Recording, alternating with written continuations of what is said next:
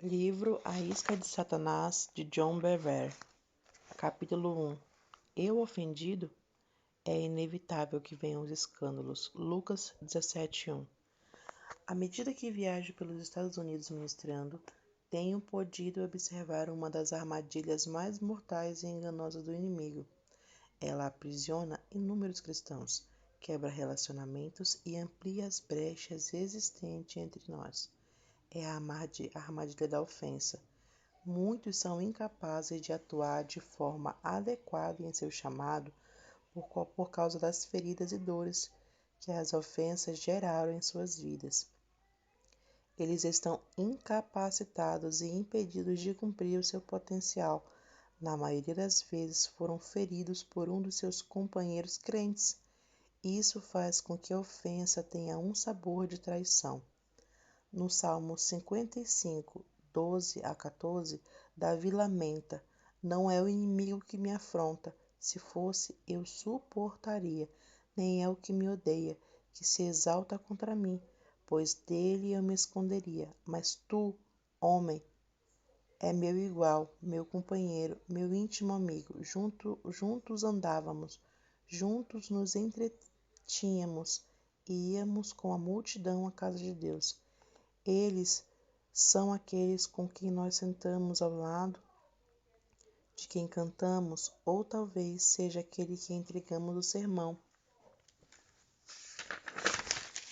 Passamos os feriados, frequentamos eventos sociais com eles e compartilhamos o mesmo escritório que eles, ou talvez seja alguém que é ainda mais próximo.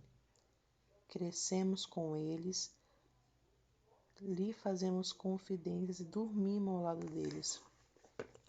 Quanto mais próximo o relacionamento, mais grave a ofensa. Você encontrará o ódio mais forte entre as pessoas que um dia foram muito próximas.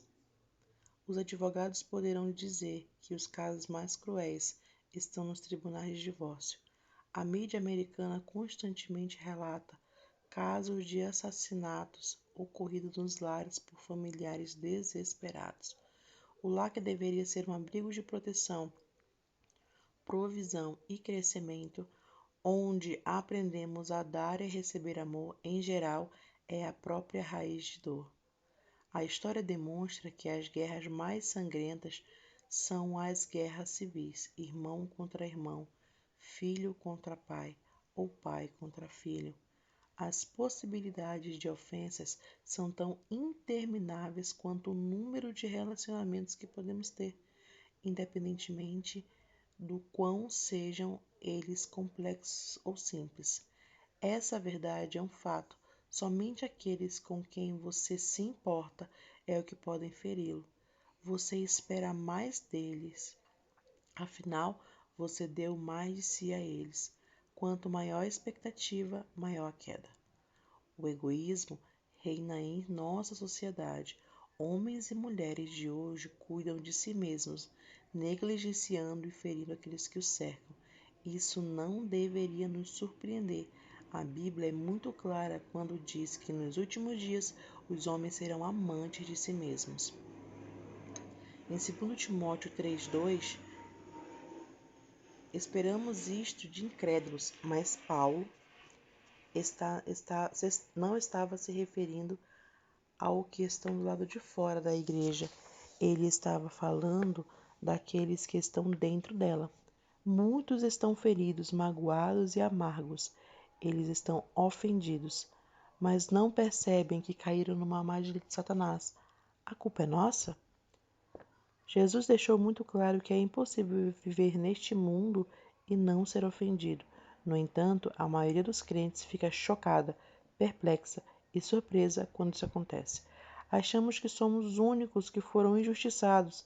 Esta reação nos deixa vulneráveis a uma raiz de amargura. Portanto, devemos estar preparados e armados para as ofensas, porque a nossa reação determina nosso futuro.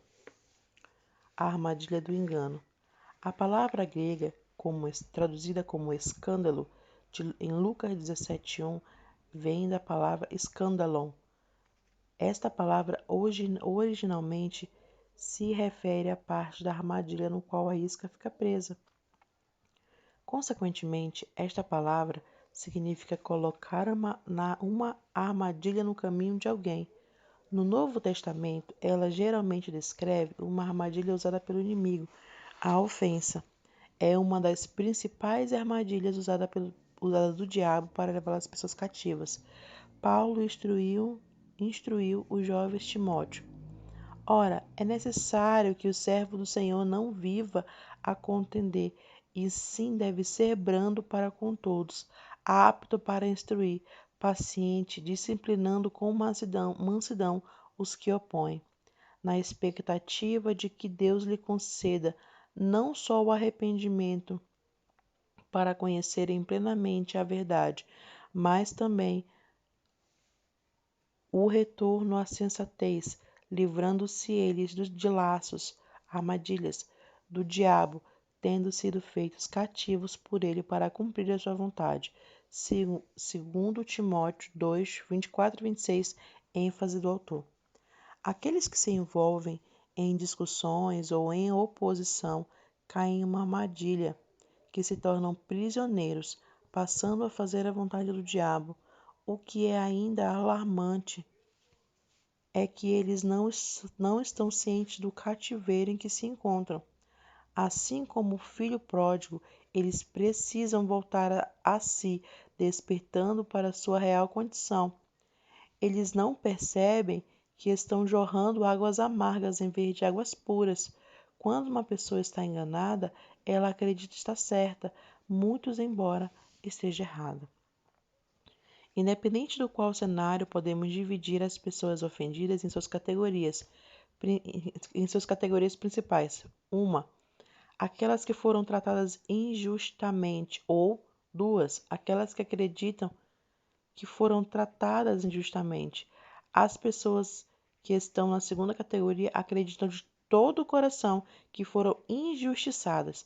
Geralmente, elas tiram suas conclusões com informações imprecisas, ou a informação é precisa, mas a conclusão delas é distorcida. Seja qual for o caso,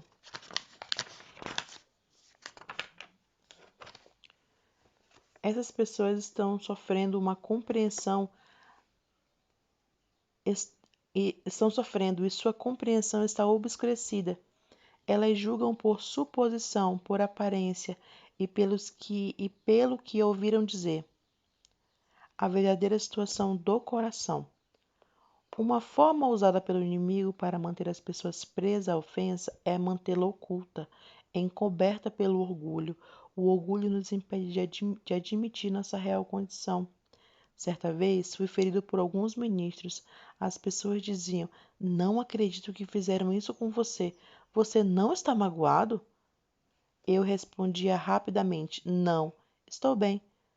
Não estou magoado." Eu sabia que era errado ficar ofendido, então negava e reprimia aquele sentimento. Eu me convencia de que não estava magoado, mas na verdade estava. O orgulho mascarava a verdadeira condição do meu coração. O orgulho nos impede de lidar com a verdade. Ele distorce nossa visão. Você nunca muda quando pensa que está tudo bem. O orgulho endurece o coração e obscurece os olhos do entendimento. Ele nos impede de viver a mudança de coração que tem poder para nos libertar. O arrependimento. Ver Timóteo 24, 22, 2, 24 e 26. O orgulho faz com que você se veja como uma vítima. A sua atitude passa a ser: fui maltratado e julgado injustamente, por isso meu comportamento é justificado. Por acreditar que é inocente e que foi acusado injustamente, você retém o perdão, embora a verdadeira condição do seu coração esteja oculta aos seus olhos. Ele não está ele não está oculto aos olhos de Deus. Só porque você foi maltratado não tem permissão para ficar preso a uma ofensa. Um erro não justifica outro. A cura. No livro de Apocalipse, Jesus se dirige à igreja de Laodiceia dizendo: eles primeiramente se viam como os ricos, abastados, não tendo necessidade de nada, e depois expondo sua verdadeira condição: infeliz, miserável, pobre, cego e nu. Apocalipse 3, 14 ao 20. Eles haviam confundido o poder financeiro com o poder espiritual. O orgulho ocultou a sua real situação. Muitos estão assim hoje. Eles não veem a verdadeira situação de seu coração, assim como eu não conseguia ver o ressentimento que eu sentia contra aqueles ministros. Eu havia me convencido de que não estava magoado. Jesus disse aos laodicenses como sair daquele engano, comprando o ouro de Deus e vendo sua real condição. Compre o ouro de Deus. A primeira instrução de Jesus para se livrarem do engano foi: de mim, compre ouro refinado pelo fogo. Apocalipse 3,18. O ouro refinado é suave e flexível, isento de corrosão ou de outras substâncias. Somente quando o ouro é misturado a outros metais, cobre, ferro, níquel e daí por diante, é que eles tornam o ouro duro, menos flexível e mais corrosivo. Essa mistura é chamada de liga. Quanto maior a porcentagem de metais estranhos, mais duro o ouro se torna.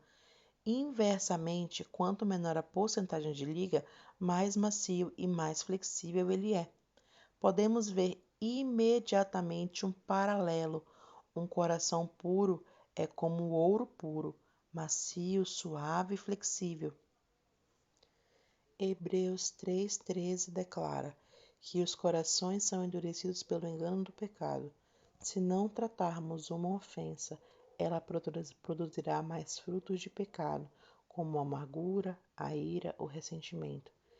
Essas substâncias são acrescentadas, endurece o nosso coração, assim como a liga endurece o ouro. Isso reduz ou retira a maciez, gerando uma perda de sensibilidade. Ficamos impedidos na nossa capacidade de ouvir a Deus. A nossa visão apurada se torna obscurecida. Este é o cenário perfeito para o engano. O primeiro passo para refinar o ouro é triturá-lo até que ele vire pó e misturá-lo com uma substância chamada solvente. Em seguida, a mistura é colocada em um forno e derretida a altas temperaturas. As ligas e impurezas são atraídas pelo solvente e sobem para a superfície. O ouro, que é mais pesado, permanece no fundo. As impurezas ou sujeiras como cobre, ferro e zinco, combinados ao solvente, são então removidas, produzindo um metal mais puro. Agora veja o que Deus diz. Eis que te acrisolei, mas disso não resultou prata. Provei-te na fornalha da aflição. Isaías 48:10. E novamente, nisso exultais, embora no presente, por breve tempo. Se necessário, serás contristados por várias provações, para que, uma vez confirmado o valor da vossa fé, muito mais preciosa do que o ouro perecível, mesmo apurado por fogo, redunde em louvor, glória e honra na revelação de Jesus Cristo. 1 Pedro de 1-6, ênfase do autor. Deus nos refina nas aflições, provações e tribulações. Elas são o calor que separa as impurezas como o perdão, as disputas, a amargura, a inveja e tantas outras do caráter de Deus em nossas vidas. O pecado se esconde facilmente onde não existe o calor das provações e aflições. Em tempos de prosperidade e sucesso, até um homem mau parece bondoso e generoso, mas sobre o calor das provações, as impurezas sobem à tona. Houve um período em minha vida em que passei por grandes provações como nunca antes. Eu me tornei a pessoa rude e áspera com os que eram mais chegados. Minha família e meus amigos começaram a me evitar. Clamei ao Senhor: de onde está vindo toda essa raiva? Ela não estava aqui antes. O Senhor respondeu: Filho, é que quando derretem o ouro no fogo, as impurezas aparecem. Então fez uma pergunta que mudou a minha vida. Você pode ver as impurezas do ouro antes dele ser colocado no fogo? Não, respondi. Mas isso não significa que elas não estejam ali, disse ele. Quando o fogo das provações o atingiu, as impurezas vieram à tona. Embora estivessem escondidas para você, elas sempre estiveram visíveis para mim. Agora você precisa fazer uma escolha de decidir que decidirá o seu futuro. Você pode continuar irado, culpando sua esposa, seus amigos, seu pastor e as pessoas com quem você trabalha, ou você pode ver essa sujeira do pecado como ela é e se arrepender, receber perdão, e eu pegarei a minha concha e removerei as impurezas da sua vida. Veja a sua verdadeira condição. Jesus disse: a nossa capacidade de ver corretamente é outra chave para sermos libertos do engano. Em geral, quando somos ofendidos, nos vemos como os vítimas e culpamos aqueles que nos feriram. E justificamos a nossa amargura, a nossa falta de perdão, a nossa ira, inveja e ressentimento quando elas vêm à tona. Às vezes nos ressentimos até contra aqueles que nos lembram dos que nos feriram. Por esse motivo, Jesus aconselhou: comprem colírios para ungirem os olhos, a fim de que vejas. Apocalipse 3,18. Ver o quê? A verdadeira condição. Esta é a única maneira de sermos zelosos e nos arrependermos, como Jesus ordenou em seguida. Você só se arrepende quando para de culpar os outros. Quando culpamos os outros e defendemos a nossa posição, estamos cegos. Lutamos para retirar o argueiro do olho do nosso irmão quando há uma trave no nosso. É a revelação da verdade que nos liberta. Quando o Espírito de Deus nos mostra o nosso pecado, ele sempre faz de tal maneira que ele parece separado de nós. Isso traz convicção e não condenação. Minha oração é que, ao ler este livro, a palavra de Deus ilumine os olhos do seu entendimento, para que você veja a sua real condição e seja liberto de qualquer ofensa que esteja abrigando em seu coração. Não permita que o orgulho o impeça de ver e de se arrepender. O final do capítulo 1. Um cristão ofendido é alguém que recebe vida, mas por causa do medo não consegue liberar a vida. Há 10 anos, depois de 20 anos de casado, meu marido foi embora, porque não estava feliz. Fiquei totalmente arrasada. Há muito tempo venho tentado superar a dor, o abandono e a rejeição causada pela sua partida. Pedi a Deus que me ajudasse a perdoá-lo e, e realmente achei que houvesse perdoado, mas ainda guardava em meu coração uma grande dor em que não conseguia superar. Toda vez que precisava vê-lo era muito doloroso. Depois de ler A Isca de Satanás, o Espírito Santo me moveu a falar com meu ex-marido e a pedir que ele me perdoasse por guardar essa ofensa em meu coração. Conversando pela primeira vez em 10 anos, realmente creio que fui curado e liberto. Agradeço a Deus por me libertar desse jugo de escravidão que me manteve cativa por tanto tempo. D.B. Nova York. Fim do primeiro capítulo.